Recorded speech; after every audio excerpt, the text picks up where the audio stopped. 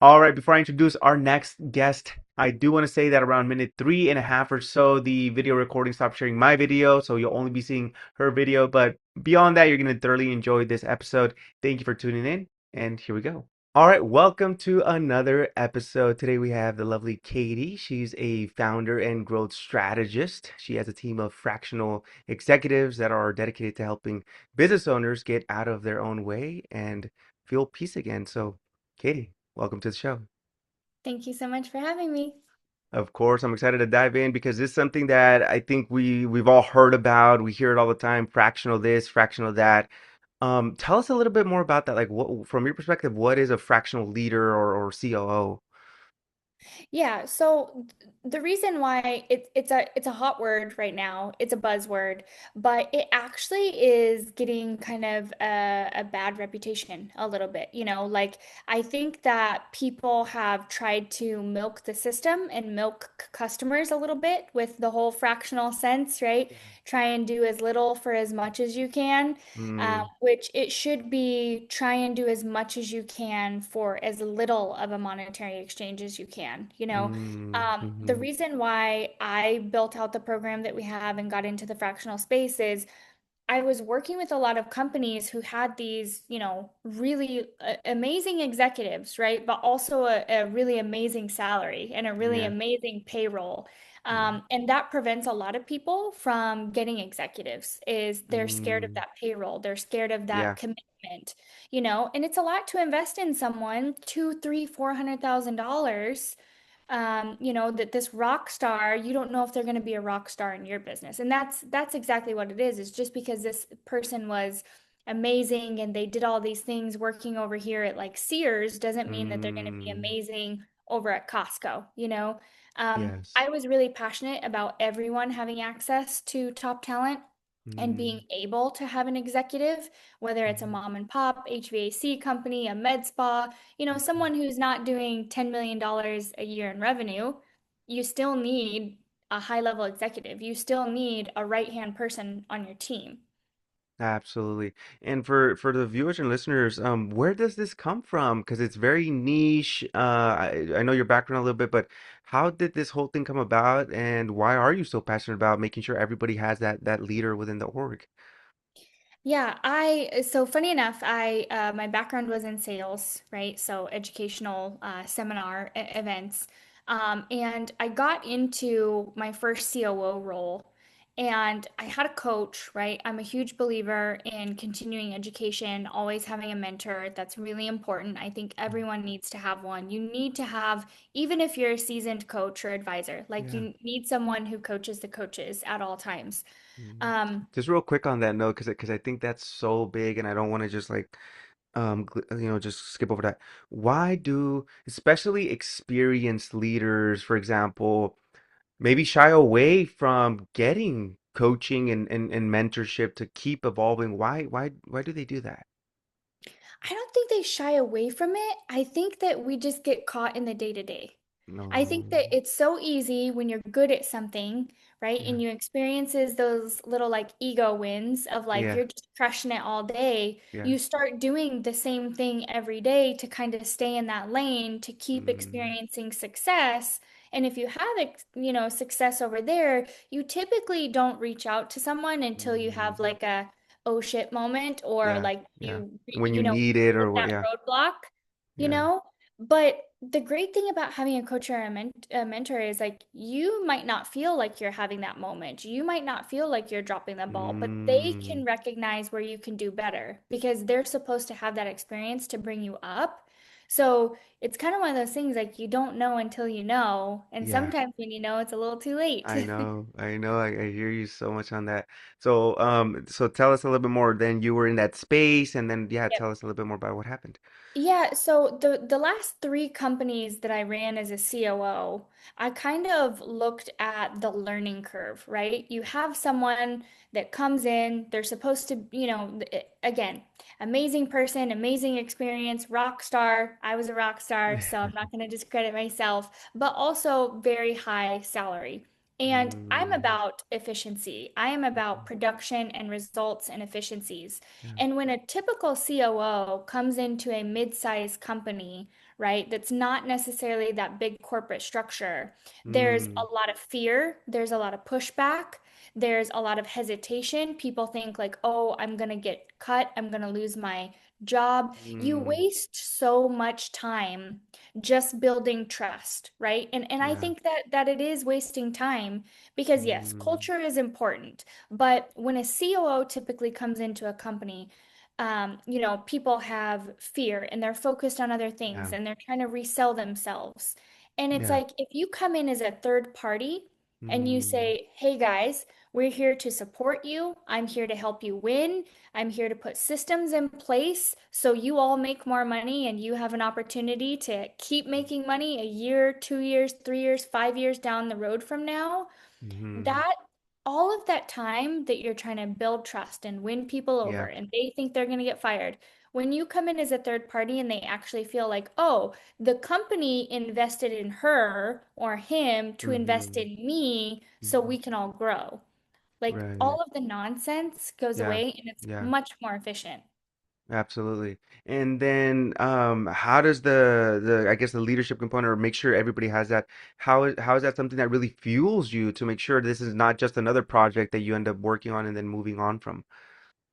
Yeah, so, we do want to work on it and we do want to move on. I'm passionate. If you're so Mm, good at building systems, which is a COO, you better be, right? yeah, yeah. As an executive, you better be. So it's like if you put good systems in place, you should be able to replace yourself.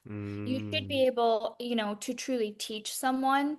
I think mm-hmm. knowledge is power. Like once you know better, you do better. I don't Yeah. want to just come in, create the SOPs, create the systems. I want you to learn why I created that system that way. Oh, I okay. want you to learn and say, "Oh, I know how to efficiently and effectively build an SOP now." I think that, Mm-hmm. that one person that reaches success can actually bring you so many more referrals and so much more success on top of that. Mm-hmm. So, doing that client the highest and best and then helping them grow as much as possible in a short amount of time is the best thing Mm-hmm. you can do for them. Yeah, and it sounds like the big piece there is like prioritization, allocating time, resources in the right thing. So how should a COO or an executive like really focus, or what should they be focused on to make sure they're prioritizing the right things? Yeah, so a lot of the times, you have the owner that will come in and they're wearing all of the hats, No, of right? course, yeah. And there's really only three buckets. You have owner, founder, you have Mm-hmm. CEO, and then you have Mm-hmm. COO. Okay. If you are the COO and you're responsible for operations, right? Um, Mm, you cannot be the CEO. yeah. Those are not the same roles and responsibilities. And Mm, to take it a step further, right? Sometimes you can be the owner and the founder and be the CEO, but mm-hmm. that's very rare. That's Mm-hmm. very rare. What would Just cause that to because be a case? Yeah, just because you're an owner and a founder doesn't mean you're a true CEO, right? Oh, There's a okay. lot of responsibilities that come with that, right? Owners Mm, and founders, they're typically, they're casting the vision, right? mm-hmm. A Mm-hmm. CEO is not casting vision or bringing new ideas, but an owner Ah, or a founder typically is, right? A okay. CEO is executing on that. They're still doing high level strategy, right? They're I still see, I see. prioritizing the things to get it done. And then the COO is putting systems in place so that mission is executed. So an owner and Okay. founder should be focused on the relationships, the Mm-hmm. ideas, the vision, right? What it is, what it's solving, what it's out there doing. And the Mm, CEO should be executing on that and providing strategy. And most owners mm-hmm. and visionaries and, founders will tell you they're not the best at execution. Mm, So if you mm-hmm. say, "Hey, I have these amazing ideas. I know everyone and their cousin. All of these people support me. All of these people will go and give me money and I can raise $10 million tomorrow." Fantastic. You are. You're an owner and a founder. It doesn't mean that you're a CEO.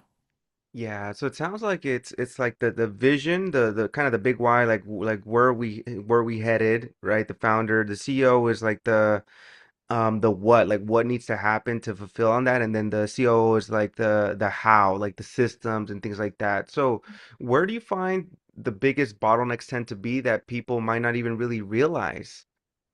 Yeah, I think that, it's kind of become very common and we joke about it. People will kind of laugh when I say this, but owners and founders, they'll kind of hire people or put people in roles and they pile as much onto that person in that role as they possibly can. And then Hmm. they throw their hands up when they're not getting what they want and they're like, I don't know what they do all day. Oh, okay, okay, okay, okay. How many times, Right. right, Luis, you work with a lot of people, you go in, Yeah, you build their sales teams, right? You're yeah, reconstructing their sales departments.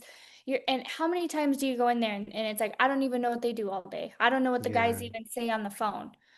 What yeah. do you mean you don't know? Like, Mm, why do you mm-hmm, not have an SOP in place? Like, why are mm, you not documenting what your top sales guy is doing? Why are you not mm-hmm. documenting, your best client, where they came from, when they Yeah. came into your ecosystem, who brought them in? Um, I kind of see that, and they're really just shooting themselves in the foot. But it's this thing like, oh, I don't know what they do all day. I don't even know what Mm, I pay them for. Well, yeah. that's your fault. Yeah. And it's interesting because from the outside looking in, it's extremely clear, right? But what should a CEO, a leader who's listening to this kind of like tell themselves to start to self-audit? I mean, obviously connecting with you, people like you, that would be a great start as well. But what should they start to like think about to help them see what kind of everybody else sees that they don't?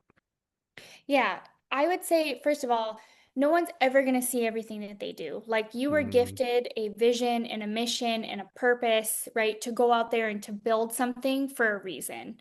And no one is ever going to see exactly the way that you do.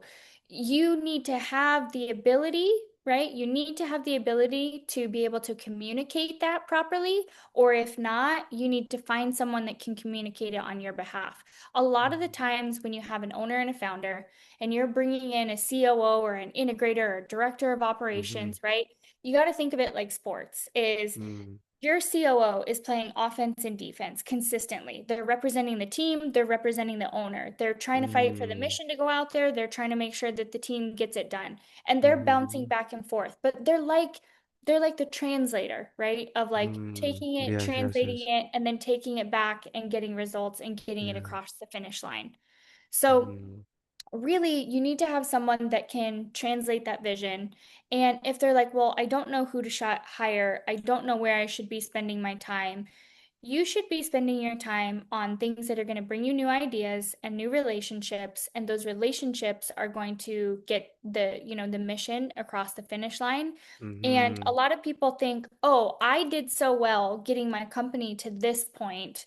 I've mm-hmm. had so much success, so I want to go and find another me, right? I'm Okay, going to yeah. go and hire another me." That's Mm-hmm. actually the opposite of what you should be doing. You need to find someone who does all of the things that you hate. Because if you want to Okay. have growth and you want to grow exponentially and faster and do it better, you need Mm-hmm. to find all of the things, someone who loves, and there's always someone out there who loves everything that you hate. So the Mm, admin, right? For yeah. sales guys and for owners, they typically have very similar profiles, Mm, but they don't like admin, they mm-hmm. don't like follow-ups, they don't like documentation, they don't Mm-hmm. like collections, Yeah. right? They don't like following up to collect on things. All of Mm-hmm. that, there's someone out there who loves it. And there's someone who Mm, loves documentation and they love following up. And that is the person that you should be hiring. And you need to stay in your lane of genius, right? And mm-hmm. you're going to have more success the more that you experience joy. Wow, okay. Tell me more Yeah. about that. Yeah. It's just it's proven, right? Like if you go and see the people and they're successful or they Mm-hmm. deem themselves successful, they would Yeah, say that they're successful. Sometimes we think people are successful and they think that they're not. So let's say I that this know. person thinks that they're successful, right? Okay. But they have a level of peace. They have a level of joy. Their day is not filled with things that bring them Mm, down and kills their energy. Like, yes, we all have seasons that we have to grind. We all have yeah, periods where we've got to put in the work, right? yeah. But that shouldn't be forever. Mm-hmm. That shouldn't be, Mm-hmm. you should have a very specific commitment on like, hey, I'm going to be in startup or I'm going to be in grind or we're going to launch this new division or product for X amount of time. But really, if it brings you down, you're probably not doing good quality work, and that needs to be delegated and passed off. Yeah, it's interesting because a big part of that is sometimes this idea of like, you know, grind it out, like figure it out, push through. So, what would you say to that when someone says, we'll figure it out, and kind of maybe they pride themselves on that, compared to this whole idea of like, do more of what you love that will bring you more joy, therefore more success. Yeah. I think that we've just again we've gotten into this like hustle culture and this grind culture, and it's almost like a competition Yeah, who works the latest, and yeah. like, oh, I had to work all weekend. I stayed Mm-hmm. up till 2 a.m.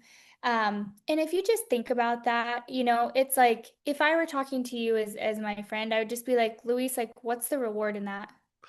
Yeah. Like what on earth are you possibly trying to prove right now? Like Mm-hmm. what reward is that you worked till 11 o'clock at night? That you worked Mm-hmm. all weekend long and you missed out on your son's baseball game. You were 2 hours late to dinner. You didn't get to go and do your workouts. Your Yeah. health sucks because you were grinding, right? Or for the people that are obsessive and they're like, I woke up at 4:30 so I could get my workout in. Like, okay, you're Mm-hmm. probably going to get dementia because you're averaging 4 hours of sleep every night. I see, I That's see, I not a see. win. Right. So it's interesting because when you really take a big step back, it seems like this is really an identity play, right? Where the leader needs to really evolve their identity from we'll figure this out, like I can do it all, I can be this and that, whatever, right? It's really ego if we're talking about, right? So what I is would say that? ego, but it's also trauma, right? Sometimes Oh, people don't realize that. Like there are parts, right? But I like to believe, and we all have ego, right? We like those ego for sure. wins for sure. But it's also trauma. And trauma, and when I Mm, say this so it doesn't, trigger anyone or anything like that, all trauma is when we've had an opportunity that we've lost control. That's what your brain recognizes as trauma. So, mm, that is when we've lost control of something. Nobody wants to lose control of their business. yeah. Nobody wants to lose control of their finances, right? So I Mm, totally understand when some folks, it's not ego, but they're trying to keep themselves safe. They've worked really hard. mm, They've built their baby. They've built their business. This means the world to them, right? Getting that message out there, helping people, mm, building something that's going to solve world problems, yeah. right? And so they're being protective of that, and they absolutely Mm, should, but yeah. you have to figure out what makes you feel safe, and you have to figure out Mm, how to communicate that just as much so you bring the right people on board. Because if mhm, you find the right people that want to support your mission and they are aligned with who you are, the core mm, values line up, they're down for the mission, they're not just taking a paycheck and yeah. collecting commissions, right? Yeah. We've all Yeah. been there. We've seen Yeah. the difference in the output. They Mm, also will experience joy, and you both will have a better quality of life and outcome, and you'll probably reach your goals a lot faster. yeah. Yeah. Absolutely. So then what is that identity, right? Let's call it trauma or ego, but like from the best or whatever word you want to use, the highest performing, the most fulfilled leaders, what how do they see themselves? They don't see themselves as like the grinders. What do they see themselves as? I think anyone that's been an entrepreneur or we've been in sales, right, is we're providing a solution, and you either believe in the solution or you don't. And Mm, so, for people that can't get out of that, it's like what is the point of you doing all of this? Like, where is this going? What are you doing? What are you doing this mm-hmm. for? And it can be super simple. It can be, I just want to have fun with my friends, so I'm building Yeah. this, right? I just want Mm-hmm. to travel the world, so I'm building Mm-hmm. this. Maybe your mission isn't some crazy thing. And that's another Yeah. thing that we're all hyped in on, right? Is like, I'm going to save 12,000 people, and, I'm going to take us to the moon. Like, it's okay. Like, if it's not some crazy thing, but if you're clear on the Mm-hmm. why and the purpose, right? And you're clear on the mission of like, hey, we want to help 500 people do X, Y, and Z, right? Mm-hmm. Then if you are rooted in that and you are confident in that and you truly know that you're providing a solution, everything changes because now you're not selling Mm-hmm. yourself, you're not trying to sell your staff, You're not trying to Mm-hmm. sell people on it, right? You know exactly where you're going.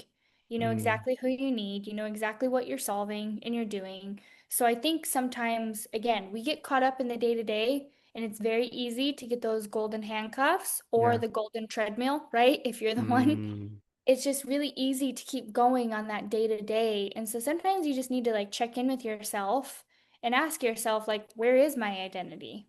Is my Mm. identity, in the money? Is my identity, because of this response that I get from it? Does it have to do with my ego? Am I holding on to too much because I don't feel safe? And then if you Mm-hmm. don't feel safe and you've created an entire company that you Yeah. now run and you don't feel safe, well, we probably have to fix a few things, right? That's big. Yeah. That is actually massive because it's two things right there. Like number one, like because they're so busy and they have all these things going on, they might not have enough time or put enough time to self-reflect, right? So let's talk about that for a second. Why is that so important to just slow down and self-reflect? Because burnout is real Hmm. and people don't even realize it until it's like, again, people joke about this and it's nothing to joke about, but it's like they get sick, right? Their immune Mm. system crashes and they're like, I Hmm. guess this is the universe telling me I need to slow down. Yes, yes, yes, yes. And it's like, is that what it takes? Like, you didn't pay attention to your body? You didn't realize how Mm. unregulated you were? Again, Hmm. not cool. Yeah. Not something to Mm. be like, I guess I was just going so hard, I burned out. Hmm. That's not a reward. So whether, Right. everyone has different habits. I would say I'm guilty of I burned myself out trying to fit into the 5 a.m. club. You know, Oh. you'd see all these successful people and these entrepreneurs and they get online and they're like, I wake up at 4:30 and I do a cold plunge and I go do this and blah blah blah and I get all this done before 6:30 and then I start my team meeting at 8 and I was like, okay, this is what I need to do. I need to be a part of Mm. the 5 a.m. club, right? Mm-hmm, I need mm-hmm. to go do all these things. No, then I read The Mm. Power of Now and I figured out my chronotype, my sleeping schedule. So for me, it's not in the morning. We just had a really great conversation with a friend on like when to do the meditations, when to do the reflectiveness. For me, I like to keep a notebook, just actually one of these. It's my favorite, just a Mm-hmm. very basic notebook with Yeah. a pen by my bed. I do a brain dump at night and I sleep Mm-hmm. so much better. Oh, okay, And if okay. I wake up in the middle of the night, which many of us owners do, and I'm like, oh, I Mm. have an idea. Oh, I need to do this. Don't get on your phone. Don't text that person. Don't send that email. Write it in your book and do it in the morning. Yes. Wow. That's so powerful. A piece there that is kind of an underlying theme is this idea of awareness, right? You seem like you're very aware. Like you said right now, for me, it's this. For me, I do this.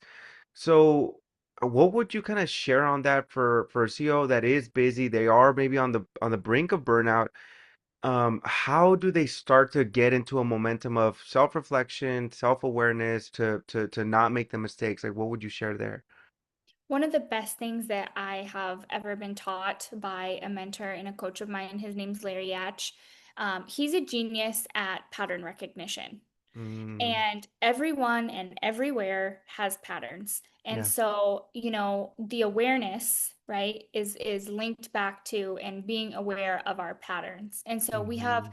a million opportunities to recognize this. I really love Aura, right? The Aura Yeah, yeah. ring. Not because of just sleep. Yes, sleep is important. I track that. I know exactly how much I need. I know what works, what gets me Hmm. into a deep sleep, what doesn't, how to catch up on my sleep bank. But it also has like stress levels inside of your aura. Hmm. And one Hmm. thing that I did is I just love reviewing all of the data that we have access to.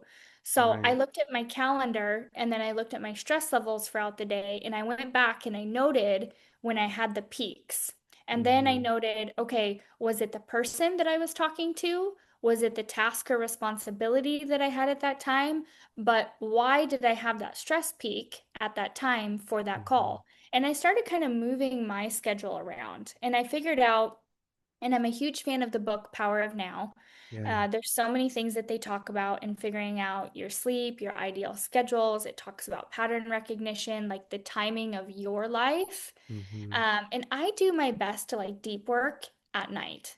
I need my quiet time in the morning. I need quiet mornings. I need admin work in the mornings. I need follow Mm-hmm. up in the morning, right? And then heavy conversations, the best for like team meetings, decision making. That's best for me in the afternoon. Mm-hmm. Reviewing legal agreements, signing Yeah. your name on something, making big purchases is like 1:30 to 4:30 for me Mm-hmm.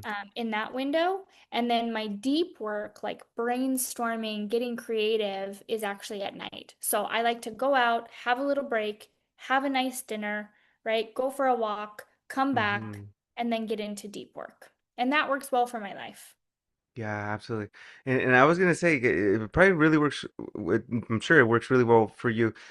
A quick question. Do you have like a family or pets or relatives or things of that nature? Which I haven't really caught it. The reason why that could be important for the listeners is let's say they don't just have the business, they're not just on the brink of burnout, but they have a whole family and pets and events and all these great amazing things outside of life. What's Yes. that like for you? What would you recommend for someone who's kind of in that as well? Yeah, so Jesse Itzer also I love, and he has his big ass calendar. Yeah. We had him out an event and he spoke, and he says we get in these habits and we put everything on our calendar and then we fill in family time and loved ones last. And we Yes. build everything else around work, right? You Mm, actually need to schedule all of your family commitments first. School mm, drop-offs, school pickups, right? Footballs, game nights, practices, date night. Those yeah. things should all be scheduled. And for the people who are like, Katie, it's not fun if you have to schedule a date. Yeah, it is. Yeah, it Mm-hmm. is. Because you Mm-hmm. want a date night and you do. And you haven't had Mm-hmm. one in a long time. So Mm-hmm. don't give me the, it's not fun if you have to schedule it. Yes, it is. You'll get there and you'll be happy 15 minutes into it that you went to dinner. Yes. Yes. Yes. You'll Absolutely. be happy that you're at practice. And so, you have to do that kind of backwards where you have to prioritize your family and your Yeah. loved ones, right? And a lot of people will say, well, what if I'm doing this? Or what if my job doesn't allow me? Well, we're in America, which is the greatest place to be, and you can go find an opportunity that it does work for you. And you can communicate Mm, that. Because if you're an A player and you have production and you have results and you're good at what you do, I promise you that person doesn't care. mm, I promise that person mm-hmm. doesn't care. And if you're hitting KPIs and you can prove it, right? Put your money where your mouth is. If you can prove the results and the Yeah. outcomes, the deliverables, again, your KPIs, if you can prove that, I promise you they don't care. Yeah. When they care and when they say that is when they don't know what's going on. And then you just have to be Mm, clear about that kind of stuff in the beginning. Don't sign up for something if you constantly have to ask to leave at 3:30 and you know that you signed up for a 9 to 5. mm-hmm. Mm-hmm. This is also for the staff of the people who are listening to this, right? Or people who are in different positions, or if you are thinking about being a COO or director of operations, Mm-hmm. don't sign up for something that doesn't align with your priorities because then, yes, of course, usually we are the reason that we have chaos and we are the reason that we are experiencing this kind of like disconnection in this Mm-hmm. pole. You said yes to things that didn't align with the lifestyle that you're trying to have. And you Mm-hmm. signed yourself up. No one did this. You signed yourself up for things that didn't align with where you're trying to go. And so Mm-hmm. if you can't communicate that, and as an owner, if you can't communicate those expectations to your team, how do you expect the right people to say yes? So see where we have this like Yeah. disconnect? The Absolutely. owner can't communicate the expectations that they're trying to get for people to say yes to their mission and their vision. And then people who are signing up for these roles who have hold the responsibility, they're not setting clear boundaries and expectations of their desired Mm, outcomes on what they're looking for. mm-hmm. Mm-hmm.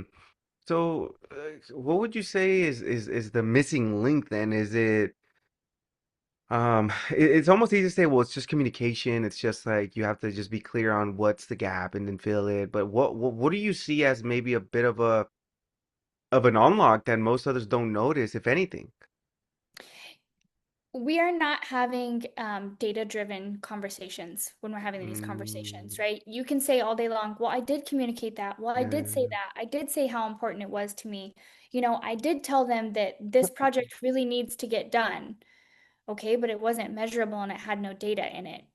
I can go to you and I can say, like, Luis, this is really important to me, and I want to make sure that this episode gets published, and I want everyone to know that I was on this episode with you in your podcast. Okay, Yes. that's great, but there's no deliverables, right? It'd be completely Mm, different if I came to you and I said, Luis, I want to make sure that this is going to be published, within the next 2 months. And I really want to share this with my audience because we have X, Y, and Z coming up. And this mm, is important to me because of this. So if we share it at mm, this time and we share it with these people, then we're both going to get the outcome that we're looking for. Now mm, we've set very clear timelines, expectations, when we're sharing it, who we're sharing it with, and then I'll say, how are we sharing it, right? yeah. Um, Mm, People just talk and then they think mm, that's communication, and they talk with a lot of emotion and think that, okay, that'll get my point across without having any data in it. So I think yeah. anytime that you are communicating, just ask yourself and ask the other person, like, do you feel like the data and the expectations, right, the deliverables was clear on that? Mm. I see, I see. A big part too, coming back to the emotional piece, sometimes let's say the founder or the person executing, they have a bit of fear, right? Well, if I communicate uncertainty about the future, this or that, they might leave me, or if I communicate my needs and desires and expectations, they might fire me or whatever. So, what would you share around that and overcoming maybe scarcity? Because that's a part of it too, right? Scarcity mentalities and shifting more into like abundant faith, like trusting type of mentality. But what would you share about that? Yeah, I think that most of the time when we go into those conversations and if we have fear, there's a lack of preparation, right? Mm, So most of the time we will approach these conversations or we'll go into it very, self-serving sometimes. And we haven't done a lot of preparation to, think, how is this going to work for both parties? What am I solving? What am I mm, asking for? What is the desired outcome of this? If this doesn't work, am I able to negotiate or ask, for X, Y, and Z? But a mm, lot of times I see lack of preparation when there's fear in that. And mm, if you are prepared and you are very clear and you've had consideration, right, for both mm, sides, and it's not just self-serving, it truly is, a win-win scenario, or you believe that it is. Maybe it always mm, isn't, but you believe that it is, right? mm, The worst thing that you're ever going to hear is no. And now you have an opportunity to make a decision. mm, mhm. So when you say preparation, like give us maybe some examples of things people should be on the lookout for. I know you mentioned already, like is it going to be a best interest, but maybe a little bit more tactically. Is it, hey, let's jump on ChatGPT and role play? Is it journaling? Like what would you recommend specifically? Yeah, for having difficult conversations and making Yeah. sure that communication is, when creating those win-win scenarios, right? Like, let's say that you have an employee, or, maybe you want to change the direction of a project, or maybe you are consistently asking to change your hours. And so you're just going to Mm, completely ask to change your schedule, change the date of a right. massive event, right? Mm, Um, you have to be clear and you have to create the picture of, what it is that's currently happening, what you would like to change, why you would like to change it, what mm. it's solving if we change this, who it serves, and how it serves. Mm-hmm. Mm-hmm. So for example, let's say so who it serves is an interesting one, right? So let's say in that instance, how would you frame like, hey, I need my hours a certain way to serve their best interest when they're like, I need you here, you know, like how would you go, or is that the point? Like, like talk through it with the individual, or how do you No, I determine the think, who? of course, you should be able to talk through it, but you should have all of those outcomes and that, like, already kind of road mapped out prior Oh, to. Like you should know which way the conversation is going to go at all times, and you have the Mm, responsibility of leading it down the path that you'd like it to go. So I let's see. say for someone who's, consistently asking for time off or wants to change their hours or something, right? A lot of Mm, people just go in at self-serving. Hey, yeah. my kids are out of school. It's summertime. Summer camp ends at 2:30. So can I leave every day at 2:30? Mm, I think we're all experiencing this with yeah. summertime and staff and things right now, right? As Yeah. owners, we're experiencing this quite a bit. We're hearing about all these changes. Yeah. Or the Well, as an holiday or owner, stuff. Yeah. Mm-hmm. yeah, as an owner and 4th of July, and that's great. Um, respectively, I don't care what your plans are. I don't care that summer got out at 2:30, right? Yeah. Yeah. Yeah. To me, you signed up and you signed up for a responsibility. You signed up for a role and a commitment Mm, that your responsibility is X. So I don't want to hear that. And I don't want to hear, like what someone's whatever is going through and all this stuff and why your mother-in-law can't pick up the kids, right? mm, Like we hear these massive stories that right. sometimes you're Yeah. like, is that even real? But let's say that it is, right? Let's just say that 2:30 pickup is real. Um, that's great. What I really want to hear in this conversation is, hey, Luis, I'm responsible for X, Y, and Z. I've actually Mm-hmm. gotten into a really good workflow and I've had the ability to complete X, Y, and Z. And I would like to Mm, start my mornings earlier because I don't have as many distractions. I'm able to complete this. okay. I've gotten in a really good rhythm of completing X, Y, and Z at this time. It also allows me to be available for pickup at 2:30, which right now my schedule has changed. I'd like to stay fully focused and I'd like to stay fully committed to X, Y, and Z. So I'd like to ask you if I'm able to switch my hours from 4:30 to 2:30 so my focus, my deliverables, and my commitment stays high. I see that. That's a big difference. Yeah. And it is a lot of preparation. How do you balance that with overthinking, with like mapping out this whole conversation where all they needed was like, yeah, I work well here. This is the result. Also because of this, like, is that okay? How do you balance like not overthinking this huge scenario with all these components? Yeah. Um, I say like you have to have a bit of pattern recognition for yourself, right? And if you're Mm, someone who's a little bit more anxious, right? Ask yourself, when has my anxiety been right? mm. And that would do what it would clarify kind of like trusting And when, yourself or yeah, and when has your anxiety been wrong? Like a lot of people, they'll send that email, they'll send that project proposal, they don't hear back from their higher up, or they're, not getting, they're waiting on approval for funding or something. 2 hours goes by, 4 hours goes by, and they're like, oh, everyone read this email, they're plotting against me, this is never going to get approved. um, And it's like, no, that's your anxiety. They had a really busy day. They opened your email, read half of it, and they probably closed out about it and forgot. You should follow mm, up. If it's important mhm, to you, you should follow up, right? If mm, if your mind starts to run, like when has your anxiety been right and when has your anxiety been wrong? I see. Yeah, yeah. And sometimes I think it comes down to that idea of like stepping back, stepping back to again self-reflection, just to really analyze this whole thing. And as we start to wrap up, I did want to hit on a couple of the big points. Let's talk about like mishires. Like you saw somebody, they were amazing, they interviewed amazingly, and it all looked great until it wasn't, and it just was like, wow, I need to do something about this. And now you're like, how do I do it? Like, let's talk about that. What do you see there? And then what should people know about mishires? Yeah, I think mishires is a lot of the ways that companies, could save on costs and efficiencies, Yeah. and a lot of ways that they could protect a lot of dollars going out the door and having turnover. Um, Mm-hmm. this starts from the very beginning.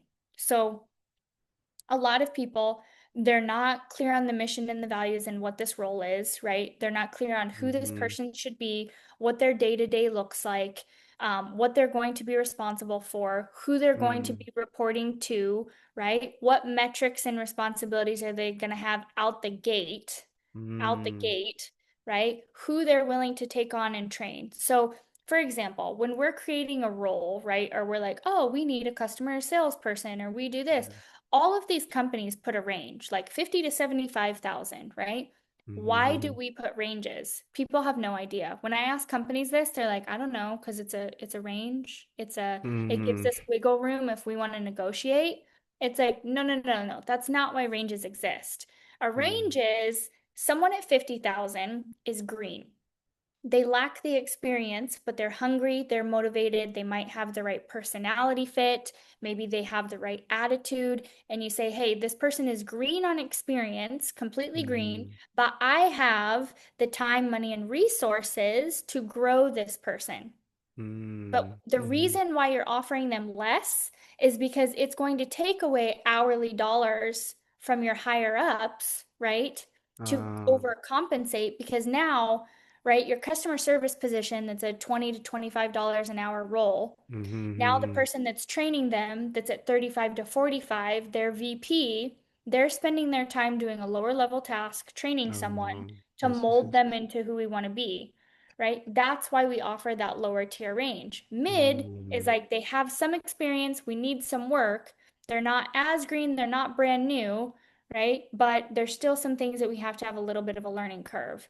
And then the higher end, right? We went from 50, let's say 60, now we're at 75. The higher end of that is mm, if I hire you at 75, you need to come in as an A player at 100%. And yes, mm, you're going to learn the company culture. We're going to give you documents and give you access. But for the most part, you need to be pretty independent. You need to be yeah, able to run on your own, fully do the job at the highest level, coming in just off to the yeah. races, right? That's that range. A lot of people get that confused. They go and they do Mm, research of like, oh, they offer customer service positions between 50 and 75,000. I mm, really liked this person. We're desperate right now, so I guess I'll mm. go ahead and offer them 75, right? Okay, okay, That's yeah. not what we do now. When they ask for a raise or compensation or 2 years down the road and they're at 85 and now you're overpaying for a role that never should have been past 75 in the first place, it's really hard to go back from that. So Mm, just looking at the role and determining, do I have time for a brand new person that's completely green? Does my team have time to develop someone that's like maybe in the middle, yeah. or do I need to pay a little bit more upfront, but have someone who's off to the races and they're fully independent? And then Mm-hmm. what do I have to set that person up for success? So many people, Mm, if I brought you your dream rock star tomorrow, the person that mm, you've been waiting for, that you're like, it couldn't be better if I just had this person. I ask people all the time, what does their first 40 hours look like? mm, What's their first mm-hmm. 40 hours? And they're like, oh, well, they'll shadow and they'll kind of sit in. Okay, so you're down to pay 40 hours for someone to shadow and sit in, right? Mm, Do you think mm-hmm. that that's attractive to an A player? Do you think that a rock star wants to come in and shadow someone for 40 hours? No, they want to go Mm-hmm. hunt, they want to go kill, they I want to want to have a go out there, win. yeah. Mm, And so, overall, in the onboarding process, once we've done all those things, right, we've identified the person, we've identified the role, we've identified the range and salary that we're looking for, we're clear on who we can take and who we can hire, we know exactly what their job description, their roles, their KPIs should be. And mm, then do we have the onboarding in place? Do we have an mm, opportunity that represents our culture and sets them up to have early wins to get embedded in that culture, yeah, right? Are they just going to be doing online trainings and reading a workbook and sitting in on Zoom calls that half of your team has their camera off? Or are they going to have some success and some wins? Are they going to yeah. start adding value to your company within those first 72 hours? Mm-hmm. Yeah, that's so good. So then in a scenario where a company could develop somebody and save money or go for the rock star, what's that thought process? Is it more short term versus long term? Like what would you recommend somebody as they're balancing that out? Yeah, I think, we'd all like to cut costs, right? We'd all like Mm, to have a very affordable hire, but that typically means that they're going to be more green. And you just have to ask yourself, do you have the time and resources to develop that person? Or Mm, are you going to be frustrated that you're now spending time on this, maybe repeating okay. yourself, maybe giving them resources, maybe they're shadowing you, and they're not going to have the same turnaround time frame because they're in that Mm, learning curve, right? okay. Their learning curve is going to be a little bit longer. Are you Mhm. okay with that? If you're Yeah. truly okay with that and you have maybe two or three other people on your team in your company that can help, right? And it should never be assigned to one person.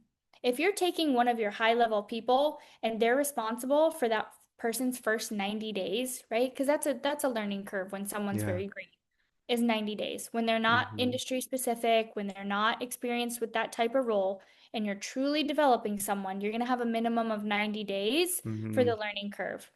Yeah. So you can't take your highest players and then push back their responsibilities, water their hourly results down, because now your whole revenue for the company has your output, Could be right? impacted. Yeah. Yeah, it's drastically impacted. So it needs to Mm, be divided and conquered amongst like the learning curve. And then for rock stars, you know, I get it, but how important is it to you to get mm, done? And when do you need it done by? And having the right mm, person coming on board, if they can just get it done yeah. and you don't have to be involved. Mm, right. Because it's also a balance between not just money, but the time and the emotion of a leader as they're ramping up. That sometimes maybe we underestimate. What would you say to that? Like how, like which one is most important? I don't even know. Like how would somebody balance all of those? Yeah, so let's say your air conditioning goes out, right? It's July, it's hot. I don't know about for you in the Bay Area, but down in Texas, it's real hot right now. Yeah. So they send out a technician, right? And they say, hey, we can have a junior technician come out and it's $180, or we can have a senior technician come out and it's $300. Cool. They send the Mm, junior technician out. The junior technician says, hey, this part needs to be replaced. I can order it and I can do this. I can come back on Saturday, right? And it'll probably take me about 4 hours. So not mm-hmm. only do you have to wait 4 days and it's going to Right. take him 4 hours, right? Yeah. Or he says, or our senior technician is available this afternoon, right? It's definitely more expensive, but your AC would be up and running today. Mm-hmm. Right. Like, how Yeah. miserable are you? Right. Right. That's true. And so it comes back down to self-awareness. It comes back down to like being very clear on what's the actual situation. The challenge with that though is that sometimes people just don't know what they want. People don't know as a leader, there's so many things that either blind them or distract them, right? So as we start to wrap up, what would you say, like when you really zoom out, are some of the top things that leaders should focus on consistently to like really be dialed in or focused? Because it sounds like that's a big aspect of this is know what you want, know what you don't want, and then start like moving things in that direction. But what would you recommend? So I'm a huge fan of brain dumps, and they look different, Mm. for everybody. So however someone wants to do this, but it's as simple as is the four cross chart, right? Oh Like yes, yes, yes. box one is what am I good at and what do I love? Mm. Right? All Mm. the things in there, right? And just keep it with you. Like keep it on your Yeah. desk, carry it around with you for like a week or maybe 2 weeks. Mm. Maybe you work on it forever, right? But Mm. what am I good at? What do I love? Right? What do I love, but I'm not good at? Mm. Make that box too, right? What am I not good at? And I don't love, and then like what Mm. do I hate? And I'm like Okay. definitely not good at. These Mm. two bottom quadrants of like what am I not good at and I don't love, and what do I hate and I really am not good at, those are Mm. things that you need to delegate immediately. Mm. Those are things that will make your day feel longer. Your energy will be lower.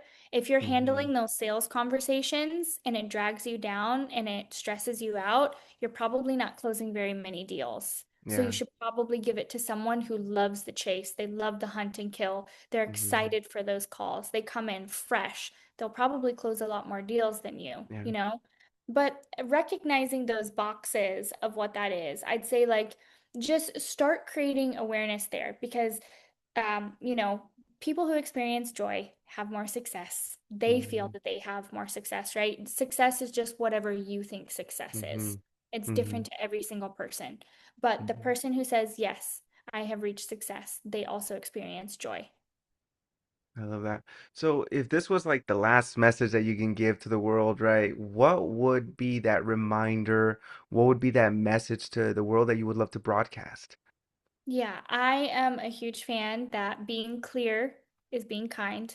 I think kindness is one of the best things that we can do for ourselves and for others. I Mm, think that we are in a society that lacks kindness, right? And yeah. if you want people to support you and you want to support others, you really have to be in a position to show kindness. And the more clear that Mm, you are, I believe that's truly being kind because you're giving someone the ability to say yes or no, okay. right? You're showing Mm, consideration in being clear, right? mm, And I mm, think consideration and kindness is the highest form of love. If we have consideration and kindness, we have trust.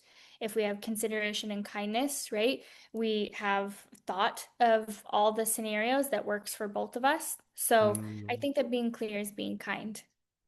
Wow, that's powerful. Well, thank you so much. Is there anything else? Any parting thoughts? No, thank you, Louise, so much for having me on today. I really appreciate it. And it's always fun to come on and out about these things. So I appreciate you. Of course. No, thank you. And thank you to the viewers and listeners, and we'll see you next time.